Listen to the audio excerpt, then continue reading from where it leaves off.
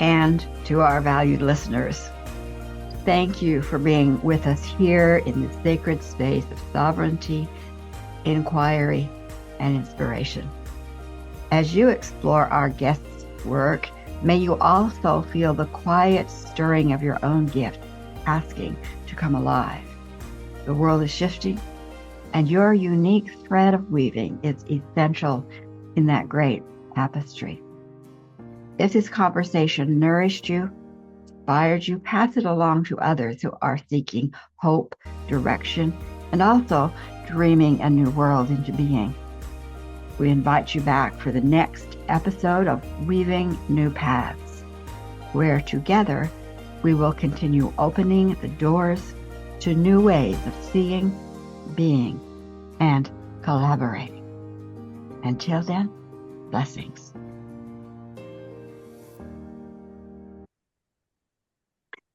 Welcome, listeners, to Weaving the World. We're here because every generation has a few souls that feel a quiet tug, a thread of light pulling them towards something they might even not yet be able to name, but somehow it's theirs to create.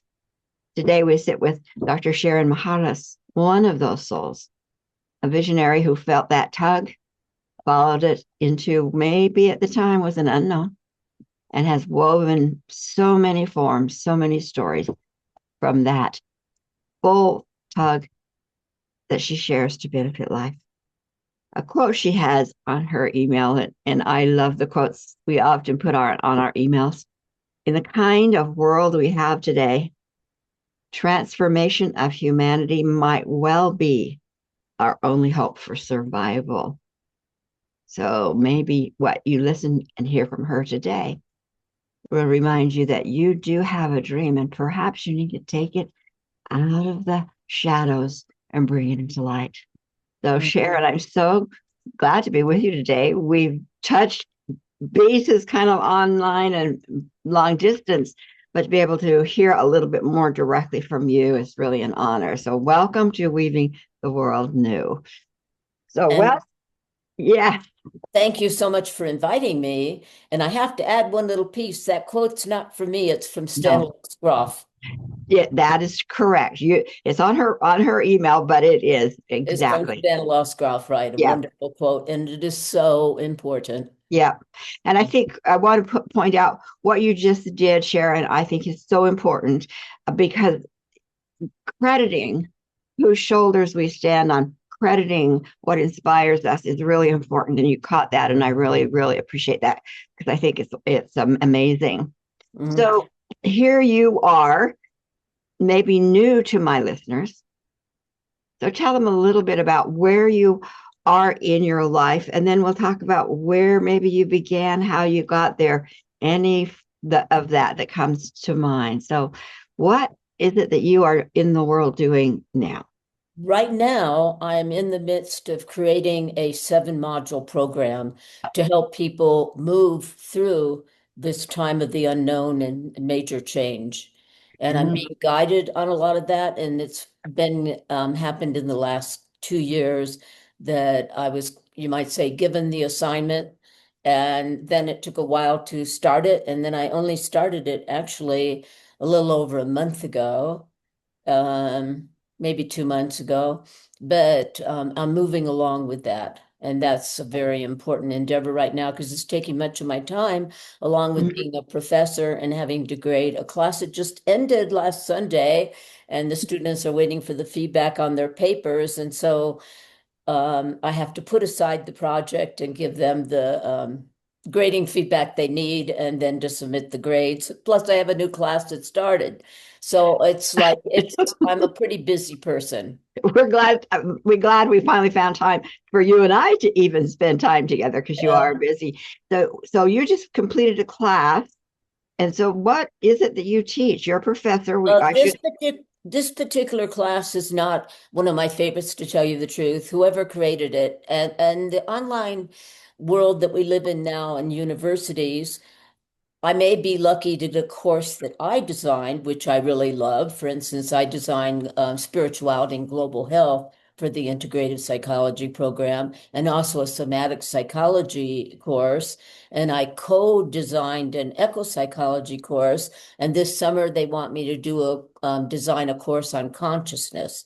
So I will be most happy to teach any of those classes. The class that I'm currently teaching that started as the one ended last weekend is developmental psychology, and I'm not very happy with how it's been designed at all. It's designed with a book publisher I see. and pretty sterile.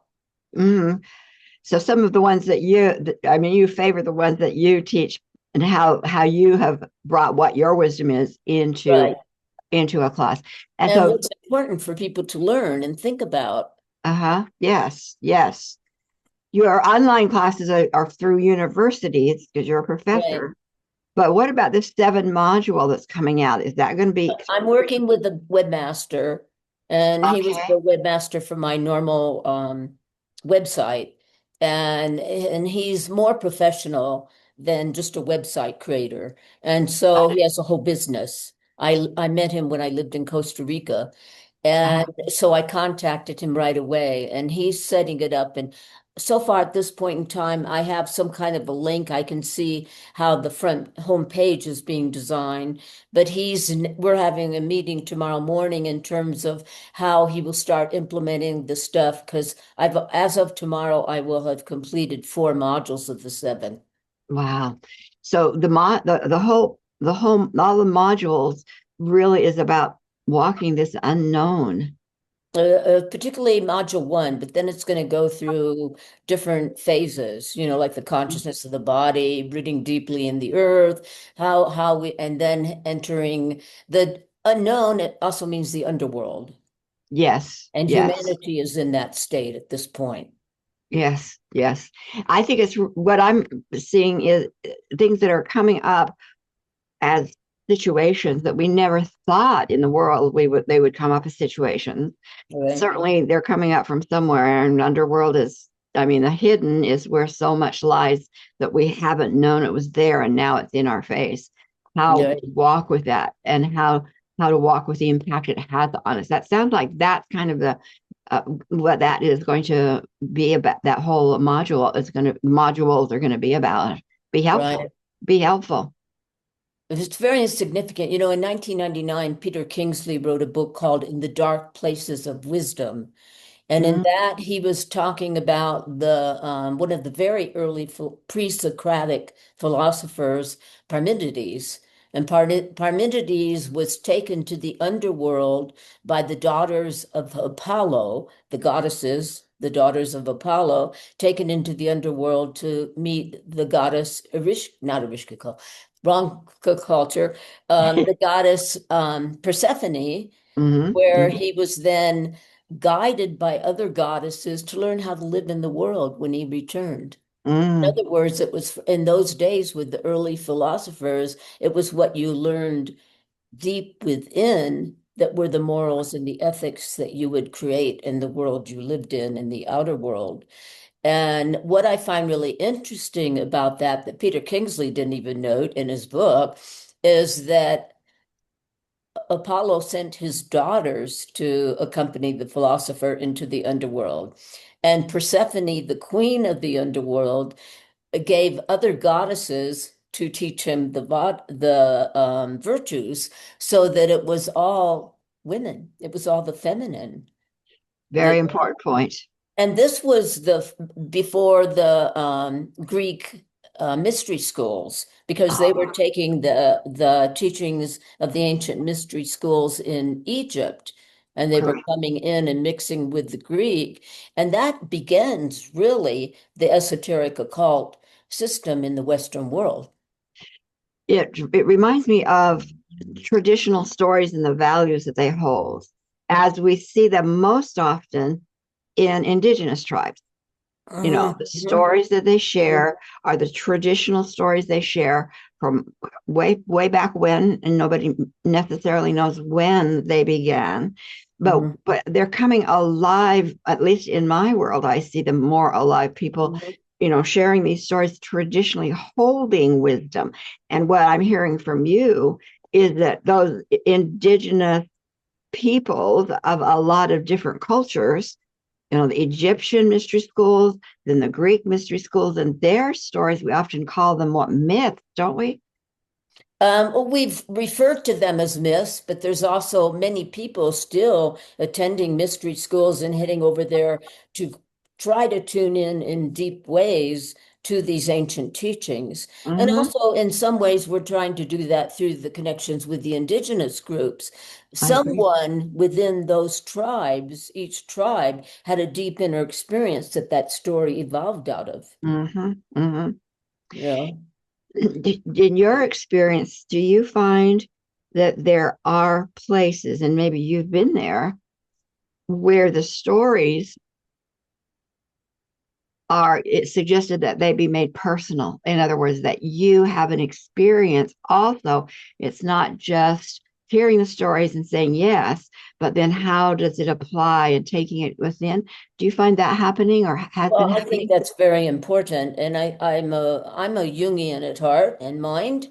And Carl Jung basically said that everybody had to find their own path. We can be inspired by various teachings and we can have inner guidance in many ways, but ultimately we each travel a unique unfolding within ourselves, just like the flower blossoms in its own way, in its own timing. They're not all flowering together identical, all the snowflakes that are uniquely different.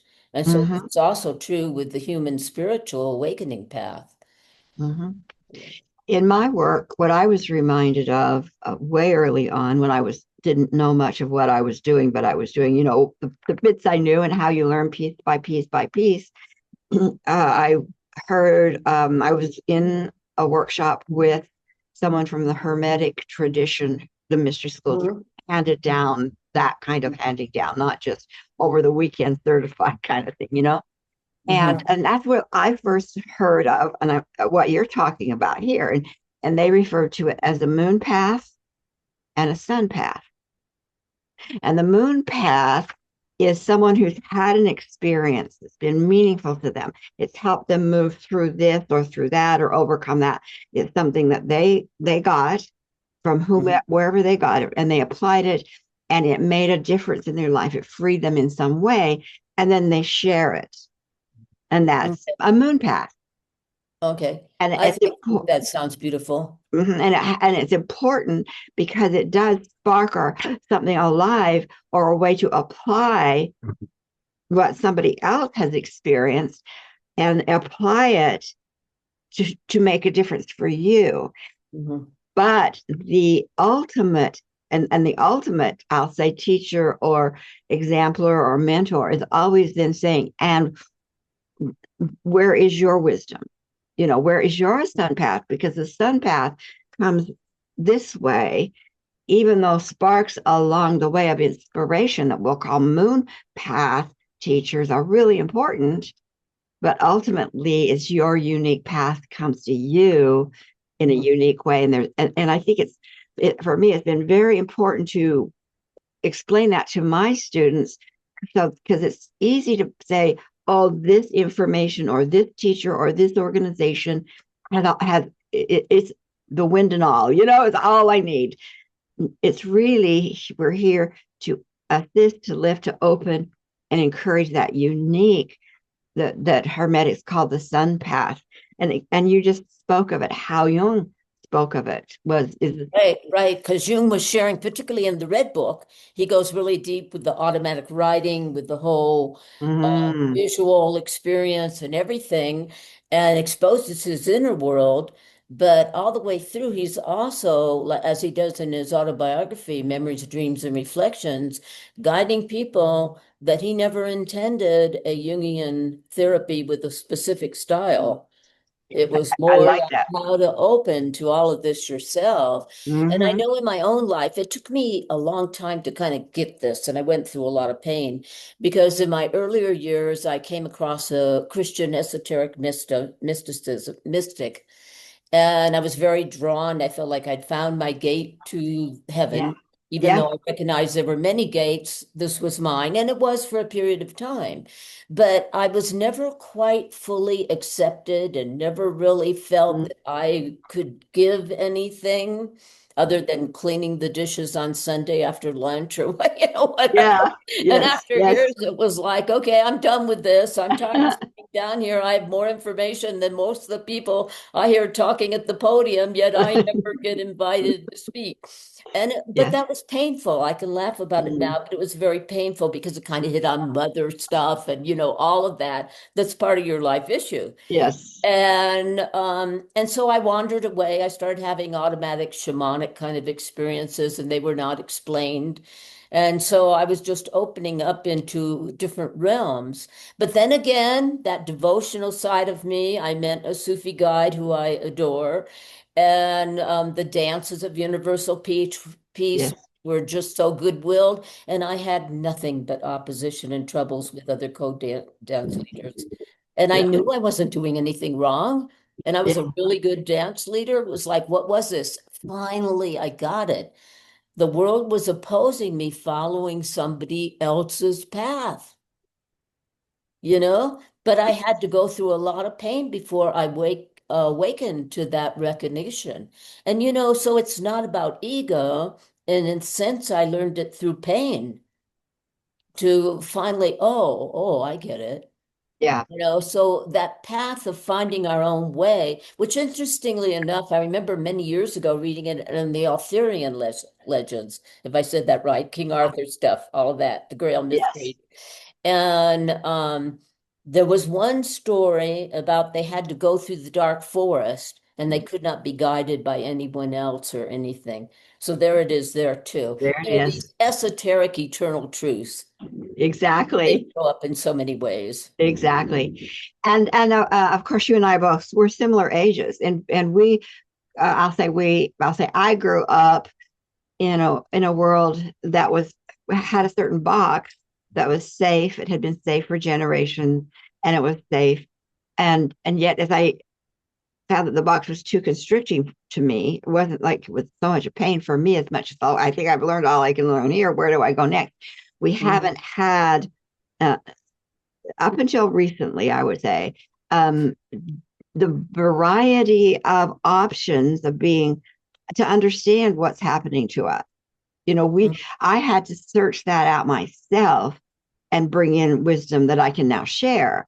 And you mentioned it also, you start having experiences, but understanding it, there wasn't probably a lot of teachers that was there to help us move quickly. I'm hoping that our world is a little bit different in that there's more options on a platform that it says you're amazing, you're wonderful, and let's keep helping each other move from where to where to where to where, and um, you know, to unfold a little bit more supportedly.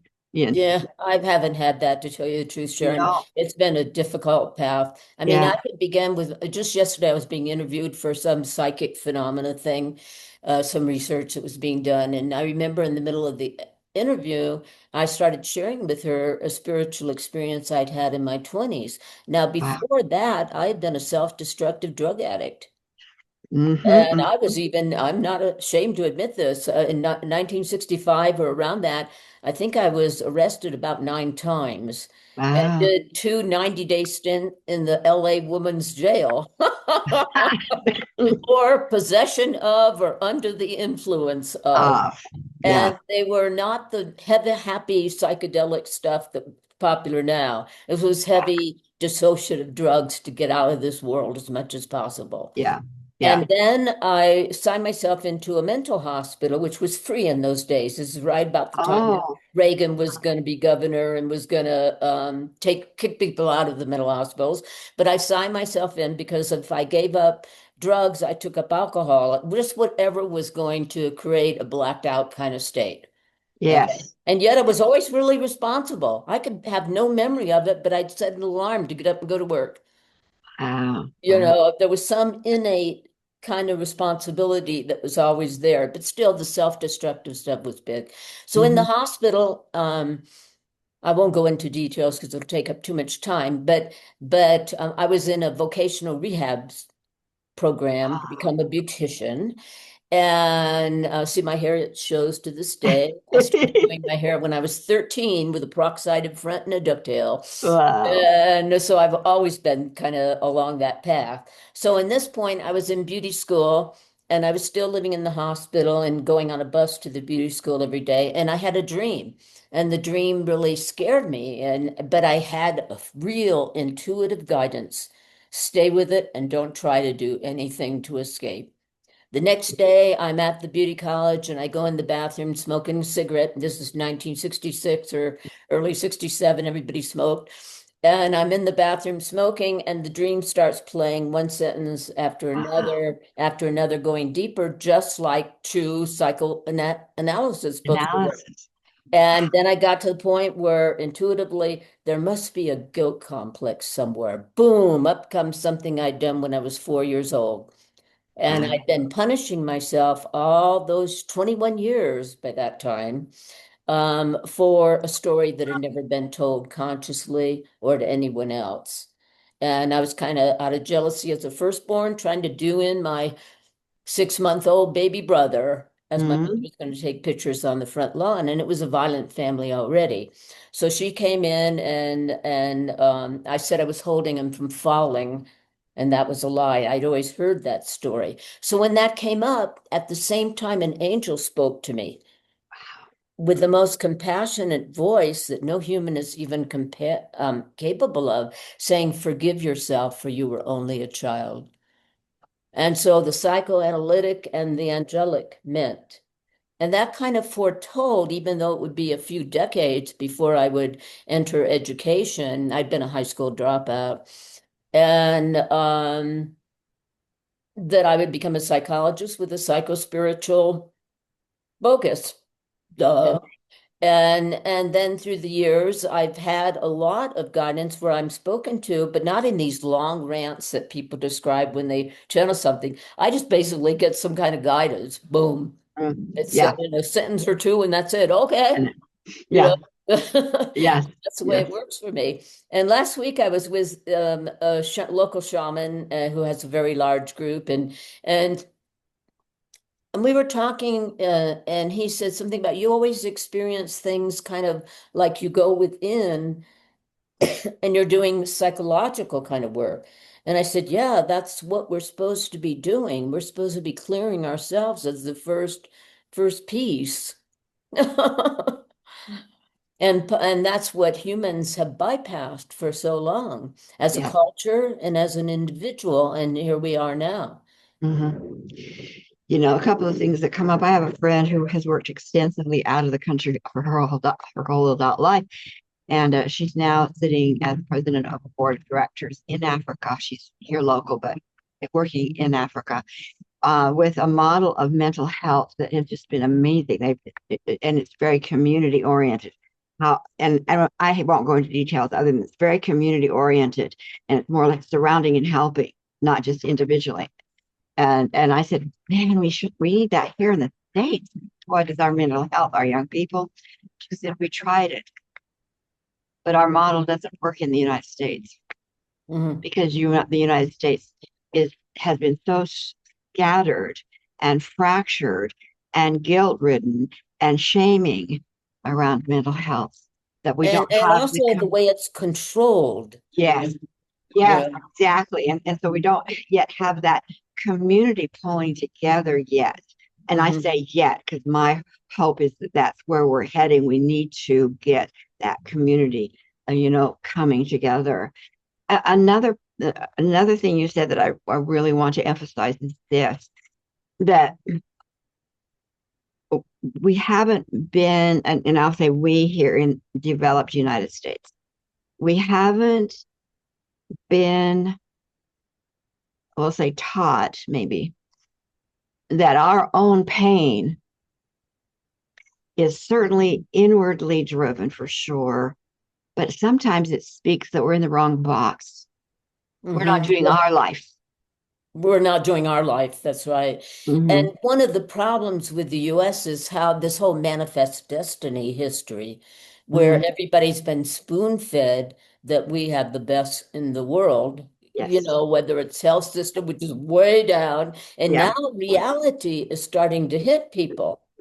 Yes. You know, all the false stuff behind that and that whole thing that we are not. I hate this phrase. I always feel like throwing up, the leaders of the free world. You Yeah. know, it's like Exactly. that is an illusion. And Yeah. so people are going to have to wake up for that. And they're going to real even in the women's movement, that Hmm. no, there are women in, especially in Africa, Yes. that have been doing incredible things for a long time. Women Yes. in the Middle East, women, you know, we have this illusion of everybody under a burqa in the Middle East.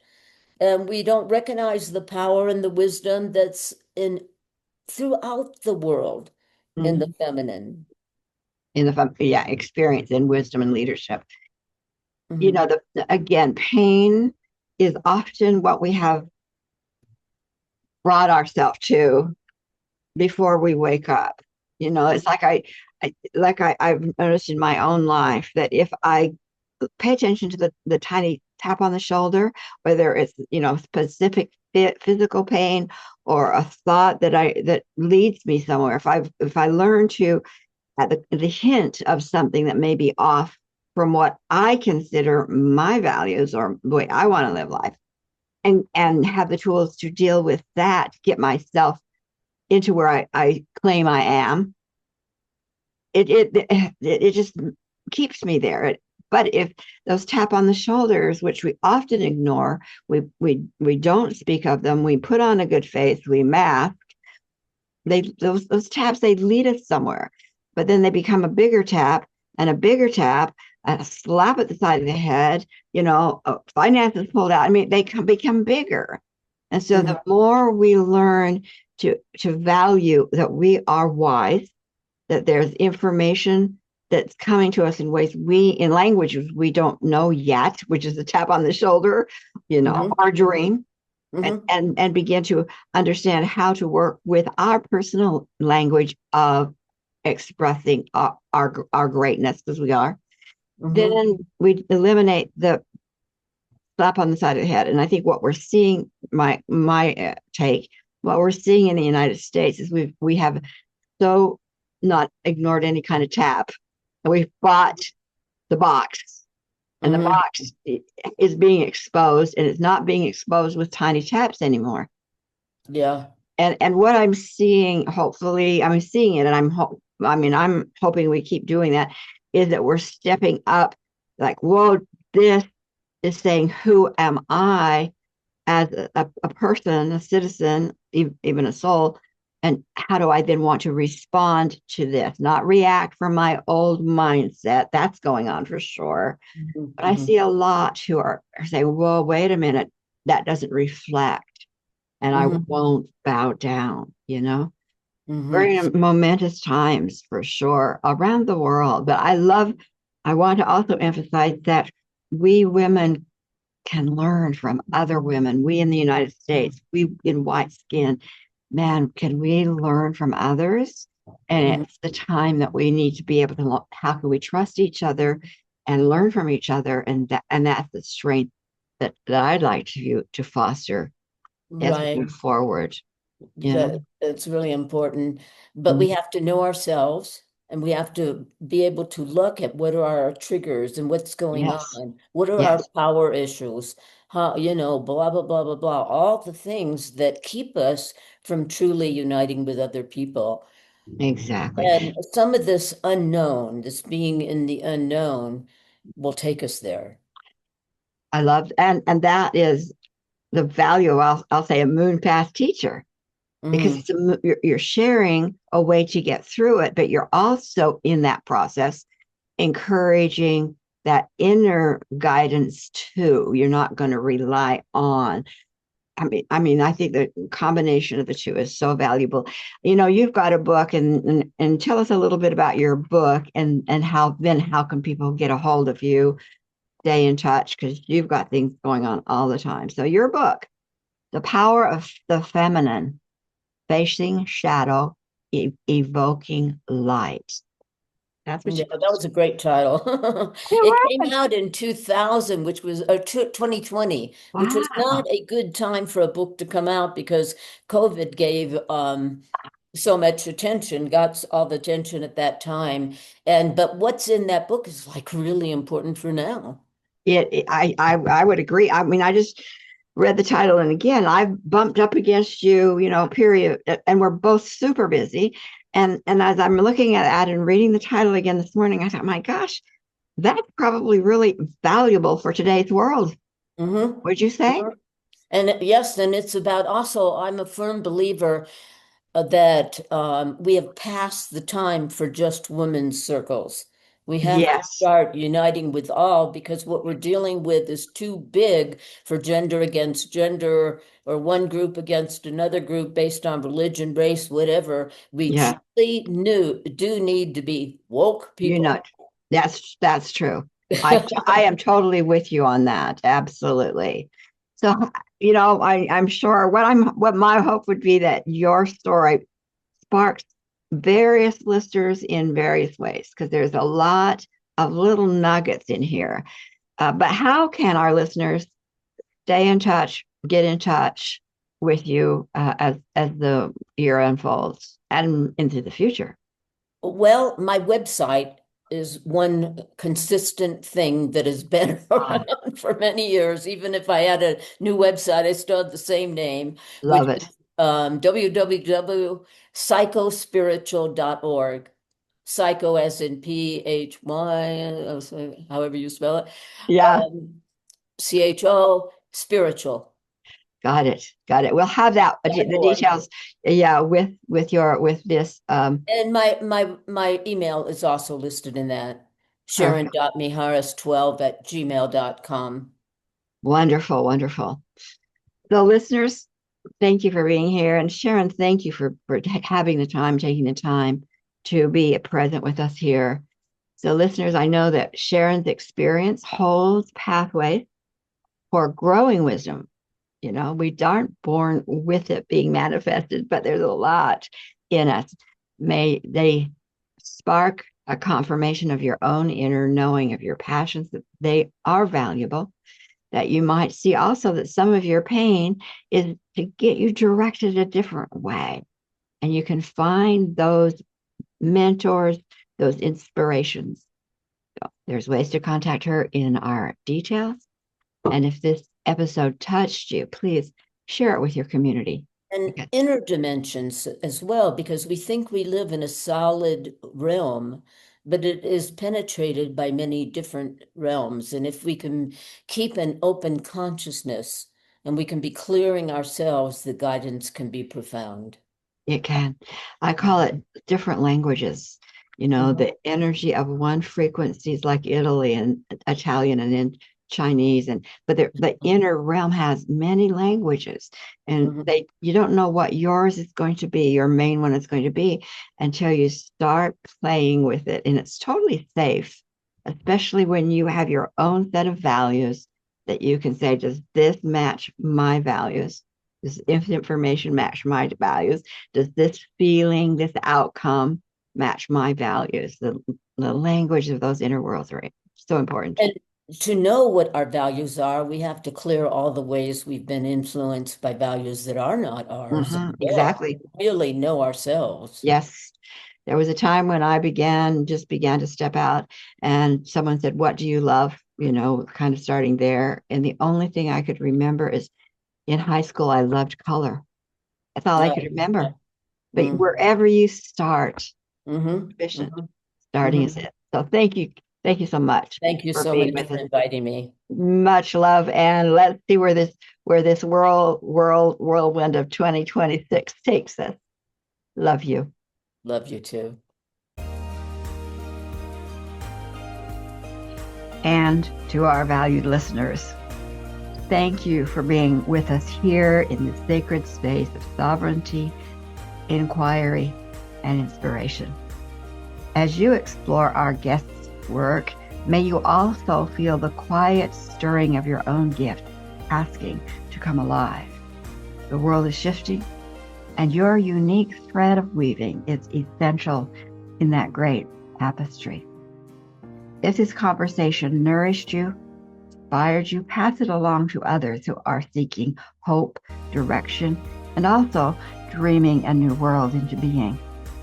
We invite you back for the next episode of Weaving New Paths, where together we will continue opening the doors to new ways of seeing, being, and collaborating. Until then, blessings.